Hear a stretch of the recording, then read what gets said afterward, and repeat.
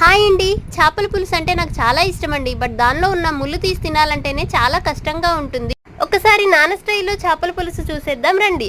పెరుగు కల్లుప్పుతో పీసెస్నైతే నీట్గా వాష్ చేసేసాడు. సూరజ్ అయితే నాన్ వెజ్ అస్సలు తినేవాడు కాదండి. బట్ ఇక్కడికి వచ్చిన తర్వాత ఈ చేపల పులుసుతోనే నాన్ వెజ్ అలవాటైంది. ఇలా పీసెస్ మొత్తం మంచిగా వాష్ చేసిన తర్వాత దానిలోని ఉప్పు కారం పసుపు ఆయిల్ వేసి కలిపేసుకోవాలి. నాకైతే ఈ చేపల పులుసు వండటం రాదులేండి, పక్కన నాన్న చెప్తుంటే చేస్తున్నాను.